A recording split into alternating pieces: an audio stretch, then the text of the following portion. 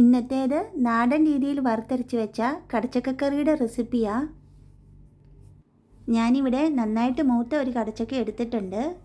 കറി വെക്കാനായിട്ട് നന്നായിട്ട് മൂത്ത കടച്ചക്ക എടുക്കുന്നതാണ് നല്ലത്, അല്ലെങ്കിൽ ചിലപ്പോൾ വേകാൻ പാടായിരിക്കും.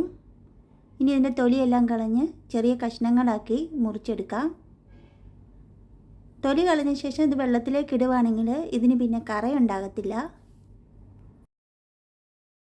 കറി വെക്കാനായി ഇതുപോലെ ചെറിയ കഷ്ണങ്ങളാക്കി മുറിച്ചെടുക്കാം.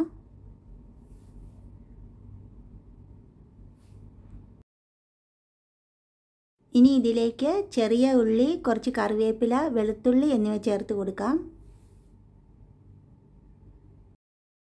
ഇനി മുളക് പൊടി, മല്ലിപ്പൊടി, ഗരം മസാല, മഞ്ഞൾപ്പൊടി എന്നിവ ചേർത്ത് കൊടുക്കാം. പാകത്തിന് ഉപ്പും വേകാൻ ആവശ്യത്തിനുള്ള വെള്ളവും ചേർത്ത് കൊടുക്കാം. പൊടികളെല്ലാം ചേർത്ത ശേഷം കടച്ചക്ക കുക്കറി വേണമെങ്കിലും വേവിച്ചെടുക്കാം. എൻ്റേതിപ്പോൾ നന്നായിട്ട് വേകുന്ന കടച്ചക്ക ആയതുകൊണ്ടാണ് ഞാൻ ഈ ചട്ടിയിൽ വേവിക്കുന്നത്.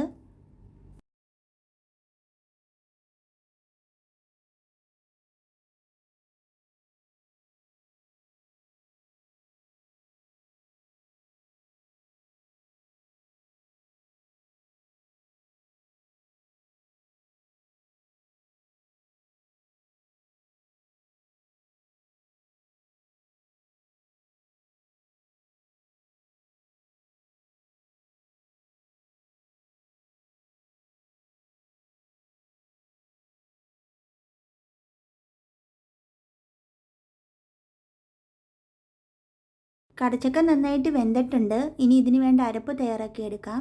ആദ്യം തേങ്ങ വറുത്തെടുക്കാം. ഞാനിപ്പോൾ അരമുറി തേങ്ങയെ കൂടുതൽ ഇതിനു വേണ്ടി എടുത്തിട്ടുണ്ട്. ഇനി കുറച്ച് വെളിച്ചെണ്ണ ഒഴിച്ചു കൊടുത്ത് തേങ്ങ നന്നായിട്ടൊന്ന് വറുത്തെടുക്കാം. തേങ്ങ നന്നായിട്ട് മൂത്ത് വന്നിട്ടുണ്ട്. ഇനി ഇതിലേക്ക് മുളക് പൊടിയും മല്ലിപ്പൊടിയും ഗരം മസാലയും ചേർത്ത് കൊടുക്കാം. എന്നിട്ട് പൊടികളൊക്കെ നന്നായിട്ടൊന്ന് വറുത്തെടുക്കാം. പൊടികളെല്ലാം നന്നായിട്ട് മൂത്ത് വന്നിട്ടുണ്ട്. ഇനി ഇത് അരച്ചെടുക്കാം.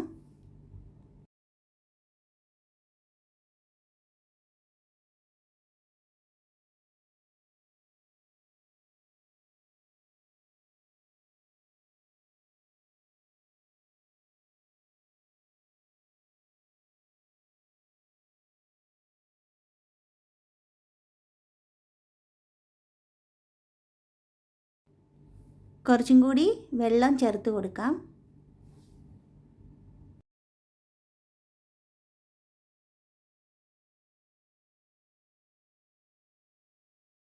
മസാലയൊക്കെ നന്നായി ഇളക്കി യോജിപ്പിച്ചതിന് ശേഷം ഒന്ന് തിളപ്പിച്ചെടുക്കാം.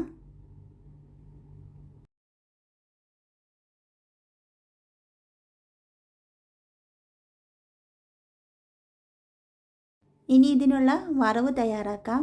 ആദ്യം വെളിച്ചെണ്ണ ഒഴിച്ച് കൊടുത്ത് എണ്ണ ചൂടാകുമ്പോഴേക്കും അതിലേക്ക് കറിവേപ്പിലയും ചുമന്നുള്ളിയും വറ്റൽമുളകും ഇട്ട് കൊടുക്കാം.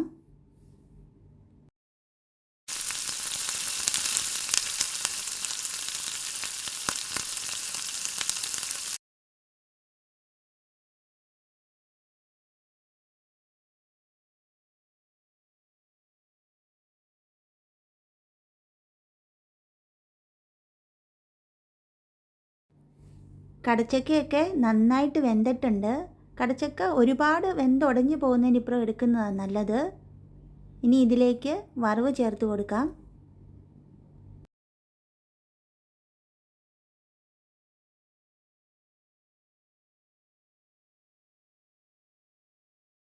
ചോറിനൊപ്പം കഴിക്കാൻ പറ്റുന്ന നല്ല സൂപ്പർ ടേസ്റ്റി ആയിട്ടുള്ള കടച്ചക്ക വറുത്തരച്ച കറി ഇവിടെ റെഡിയായിട്ടുണ്ട്. അപ്പോൾ കടച്ചക്കയൊക്കെ കിട്ടുമ്പോൾ എല്ലാവരും ഇതുപോലെ ഒന്ന് ഉണ്ടാക്കി നോക്കണേ.